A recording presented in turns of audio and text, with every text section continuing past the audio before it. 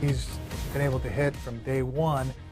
And then you would always look at the numbers, and Edgar would be hitting 390 down in AAA. Edgar, as a young hitter, was extremely disciplined, even at that time, as a young hitter. You could tell that he had a great approach. As a pitcher, I would go out and watch the opposing team take batting practice, and I was always amazed the way that Edgar went about his business taking batting practice. His first round, he'd hit the ball the other way. Second round, maybe up the middle. And then maybe the third round, he'd try to pull the ball a little bit. Watching the opposing players watch his routine. Whenever they came in town, they would watch how he did his preparation before the game. And then after he got through hitting, they'd all go in. You admire guys, how they go about their business. And why are they so good? Well, I got that firsthand when I came in '04 over here. The guy worked. Spring training, from spring training on, he worked at his craft, and you see it personally, and it was amazing. He practiced and practiced and practiced. You know, he get that tee out there, and it's 2:30 in the afternoon, and you can see Edgar, you know, swinging the bat and trying to perfect his swing. The ultimate professional.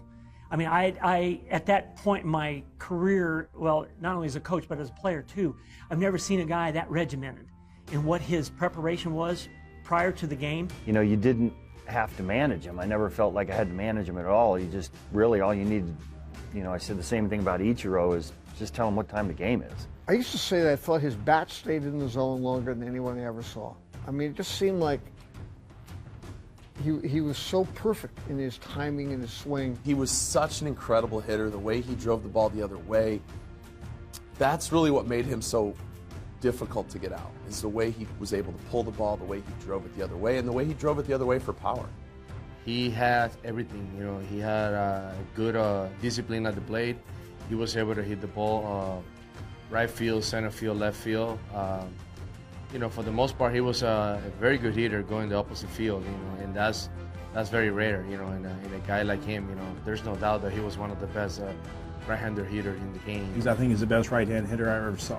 A beautiful stroke, just had a great idea how to hit. As a right-handed hitter, he's been one of the greatest right-handed hitters I've ever saw. Just the way he consistently barreled the baseball. There's no question about it. Edgar Martinez is one of the best right-handed hitters in the history of our game. He imposed a lot of fear to opposing pitchers, teams, and managers. When I faced him here in Seattle, when I was with Minnesota, you know, I closed games out, and that's the last guy I wanted to see coming in the ninth inning, you know, on deck. It wasn't fun. You always knew, no matter what type of lineup the Mariners had, I never wanted to face him in a big situation.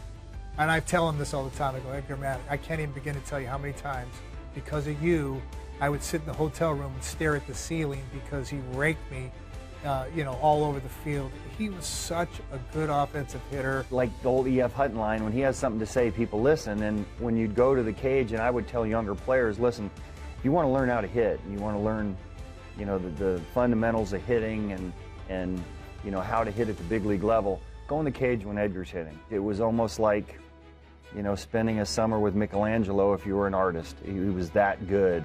I'm not only starting in the big league with Edgar, but also playing AAA when I got sent down there for a little bit. I remember Edgar was like my father figure. And even, you know, even to this day, when you think of the Mariners, he's going to be at the, you know, near the top of the list that you think of. And that, to do that for an entire career, to have a connection with the city and a fan base and a uniform, multiple uniforms as we change throughout the years. It really says something about a tenure. You know, the numbers speak for themselves, but, you know, really it was the person that was committed to Seattle, to the team, you know, never wanted to go anywhere else, was an institution here, very loyal, and you don't find guys like that. You could tell as his career unfolded, you know, what he meant to this area. It's not unlike, you know, those players who play for one team their entire career. You know, the George Bretts, the Robin Younts, the Don Mattingleys. All the Mariners who played for that '95 team had and have a special relationship with Seattle. If you're a Mariners fan of a certain age, you're always going to remember that group. And he was a huge part of that group, played a huge role in what they did. And I know that he's always going to have that special place in Seattle